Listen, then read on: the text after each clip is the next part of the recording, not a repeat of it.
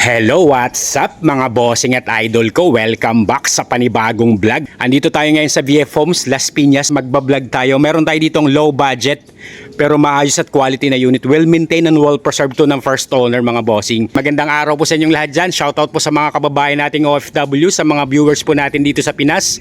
Sa mga naghanap po dyan ng compact crossover, meron tayo ditong 2007 Hyundai Tucson 2.0 GL. Automatic transmission, gas yung engine nito, odometer legit 100%, 68,000 km ang tinakbo. Galing po ito ng first owner. Price nito 218,000 kasama na ang transfer of ownership. Casa maintain with complete Casa records. So ang huling PMS nito last February 2026 mga bossing. Kaya andyan po yung manual and booklet, may dalawang susi, kompleto po lahat to. Nakita nyo naman kung paano na-maintain yung unit natin. Ending 4 ang plate number nito. Tuesday ang coding, registered yan hanggang April 2027 mga bossing. Ikutan muna natin to. Yan, nakita nyo naman po yung outside appearance nito, headlight, headlamps, malilinaw po mga headlamps niyan. Makinis to. Bagong bapping lang po kaya ganyan po ka-presentable ito. Zero retouch to mga bossing. Ayan, mga headlight maayos, naka-halogen headlamps, may fog lamps na to. Ayan, nakita nyo po yung ground clearance, ang taas po ng ground clearance na ito. Tapos mga gulong hindi pa po expired, 85% trade life pa po. Presentable outside appearance. And may mga hairlines scratches lang siya pero unnoticeable. Normal yan sa gitong year model. Pero ang advantage sa kanya wala pong na-retouch dito. Ayan, binapping lang po kaya po ganyan po siya kakintab. Meron na rin siyang roof rail, mga salamin, all stock na Hyundai. Tapos nakatint na rin po yan. Maayos po yung mga... Maayos ang ano nito, yung tindig nitong unit natin. Sa 2007 model, used but not abused to mga bossing. Ayan, mga taillight bumbo, wala pong basag, wala pong mga scratch dyan sa taillight natin, malilinaw yan. Tsaka upon test drive naman nito, maayos po yung mga pang-ilalim. Alam nyo naman po, pag ako po ang nag-check ng sasakyan, I'll make sure na tinetesting po natin na test drive, ini-scan, tapos sinecheck po natin mabuti yan. Mga papel kompleto, LT1 HPG verified. Ready for transfer na po ang mga papel nito. Para-paras po na 4 na gulong. Nasa 85% trade life pa po. Nothing to fix. Tapos meron na tong rain gutter. Check po natin interior nito. Yan, nakita nyo naman mga bossing. Sa 218,000, meron na kayong compact crossover na maayos at well maintained to. Kasi nga Casa maintained po at complete Casa records. All power and all mechanism working na po lahat dito. Tapos mga power window, power mirror, gumagana po yan. Scan check mo natin. Ayan, kahit 2007 model po yan, syempre po ini-scan po natin mabuti yan. Ayan mga boss, zero DTC. Wala po itong issue mga bossing. Tapos mayroon na siyang kasama ngayon RFID. Auto sweep lang ang kasama ng RFID nito. Manual and booklet nasa glove box. Sa mga upuan nito, nakita nyo naman kung anong klase ng upuan. Ang ganda po ng stock na fabric seats nito. 2007 model to, 19 years pero gato po kano, wala pong buo yung mga foam, sandalan, goods. Ay, ganun din po yan dyan sa passenger sa kabila. O, nakita nyo po yung itsura niyan. Wala pong mga damage ang upuan, wala pong punit. Used but not abused to. Tapos yung steering wheel natin, ayan, may steering wheel cover na yan. Buo rin. Wala rin siya ng mga tuklap-tuklap or kaya faded po sa ano natin, sa manubela natin. 100% not flooded unit, 100% no accident history to. Actual mileage niyan, 68,878. Original mileage, money back if tampered po ito.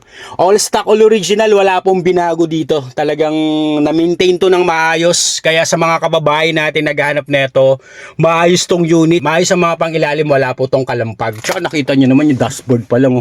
Pwede pa to sa mga masiselan nating buyer. Labas at saka loob, maayos po ito. Ayan, start po natin yung engine nito.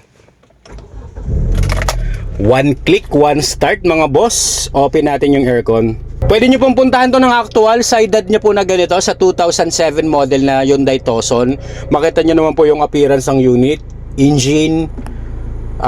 Yan, malamig ang aircon natin mga boss.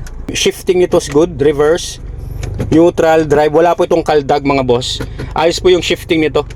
Sa edad niya na 19 years, all goods pa to. Tapos meron na rin siyang, kung ima-manual mode mo, meron siyang Tiptronic shifting plus minus to. Tsaka ano to, ayos pa naman yung mga ETF gawa ng alaga nga ito mga bossing at idol ko. Ayan, check natin second row na ito. Low budget na compact crossover. At hindi naman ako mapapahiya sa inyo. Outside appearance, tsaka interior, sariwa po talaga. Ayan. Check nyo naman yung sa second row na ito, tsaka ang luwag ng second row na ito. Okay yung space ng legroom tsaka headroom. Ganon din po yung mga upuan dito na fabric. Yung second row natin, maayos din to. Tsaka ceiling po. Ang ganda ng ceiling, ang linis po ng ceiling nito. Ayan, mas maganda po pag nakita nyo ng actual. Ang luwag din po ng cargo bay nito. Yung trunk nito, yung maayos din po yung likod nito. All goods na all goods to mga bossing. Ayan, check nyo naman engine bay nito under the hood. Ayan, partida, wala pa pong linis ang engine bay nito. Pero goods po yan, napaka-smooth. Smooth ng andar, smooth and quiet engine. Wala naman pong mga oil leakage yan. Pero ipapalinis po natin yan. Bago nyo po i-view or bago nyo puntahan, papalinis po natin yung engine bay nito. Wala naman po itong overt history. No talsek, no usok, no blow by ito, mga bossing. Tsaka ito si Hyundai Tucson, timing belt pa po ito mga bossing. Tsaka ang tinakbo nito, 68,000 km ang tinakbo. Sobrang ayos pa nitong unit natin mga bossing. Fresh pa to sa 2007 model, sa bata po ng tinakbo niya. Powered by a 2.0 liter gasoline engine that produces 141 horsepower at 184 Newton meter of torque. Ready for long drive. Pwede nyo pong puntahan. Highly recommended ko to. Ayan, sa mga naghahanap naman po dyan ng sedan mga bossing, honestly, halos hindi po ito nagamit ng first owner mga boss. Mayroon tayo ditong dalawang Vios, Toyota Vios. Meron tayong manual tsaka automatic. Paras po sila ng kulay. Aluminum jade metallic po ito. So sa mga naghahanap po ng manual transmission na sedan, meron po tayo ditong 2022 na Toyota Vios 1.3 XLE. Manual transmission, gas yung engine nito, odometer, 1,000 km lang pong tinakbo nito mga boss. Legit mileage, money back if tampered mga boss. Price nito, 470,000 mga bossing. 470,000, meron ka ng 2022 na manual transmission, tas napaka low mileage nito. Orig mileage, money back if tampered po tayo. And itsura nito, XLE natin na variant. And nakatutod na po yung mags, makakapal lang mga gulong. Stock pa to lahat, urig-urig pa to lahat. Wala pong binago dyan. May dinagdag lang po dyan, rain gutter lang po ang dinagdag dyan. Yung rain visor na yan. The rest, stock pa po lahat. Ayun, all stock, all original. Mga headlight nito, maayos. Naka-halogen headlamps. Meron na siyang fog lamps. Ayan. Rehistrado to hanggang January 2027 pa po mga bossing. 2022 ang production date na ng gulong na ito.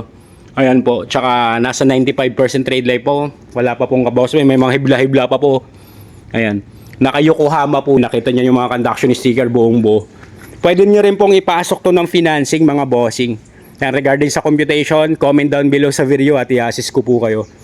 Ipapasok ko po sa inyo yung computation. Pasok na pasok to. Pwede niyo pang ipasok to pang Grab, pang InDrive, pang pagkakitaan. Tsaka sulit na sulit pa to, bilhin gawa ng 1,000 km lang ang tinakbo. Nakita nyo naman yung loob. Amoy bago pa to. Iba pa yung amoy na ito mga boss. Ayan. Stock pa po lahat. Tas ito yung stock na yung libre na seat cover sa Toyota. Check nyo po yung actual mileage nyan. 1,111 po. 1,111 po ang mileage nito, original mileage.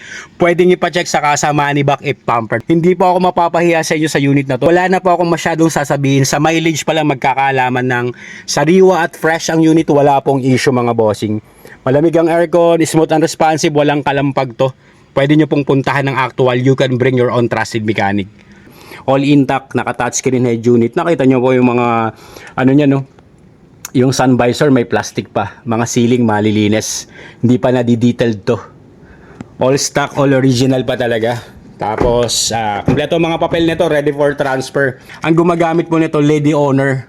And na-stock gawa ng work from home lang po sila. Kaya simula noong 2022, ngayon, hindi po nila masyadong nagagamit. Kaya sulit na sulit pa to takbuhin at bilhin mga bossing. Makinis to, tsaka ang ganda ng kulay.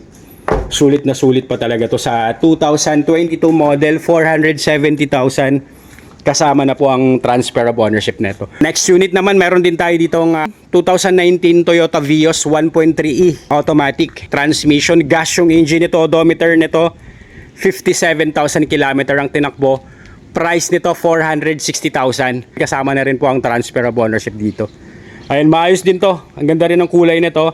May mga hairline scratches lang to. Ito, makinis tong unit natin.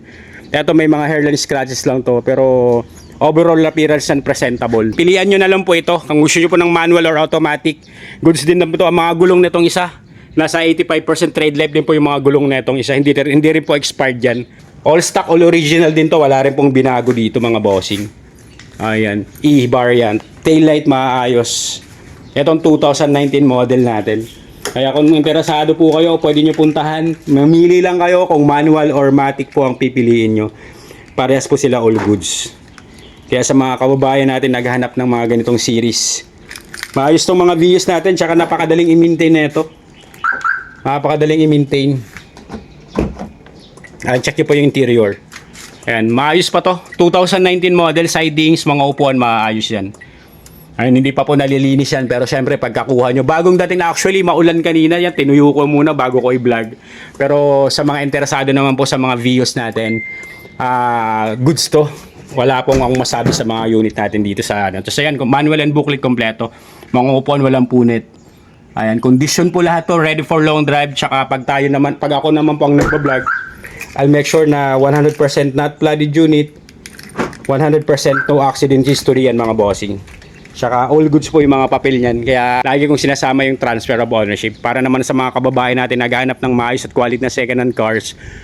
Eto po mga bossing, hindi po ako mapapaya sa inyo. Highly recommended ko po yung mga unit natin. Wala po tayong itatago. Pwede kayo magdala ng sarili yung mekaniko. Ayan, ingat po ang lahat mga bossing. Abangan nyo lang po yung mga iba-vlog natin. Pag pinuntahan nyo naman po ng actual, i-check natin ng actual, i-scan at i-test drive para naman po sulit na sulit po yung unit na makukuha nyo. Alright, ingat po ang lahat. God bless mga bossing.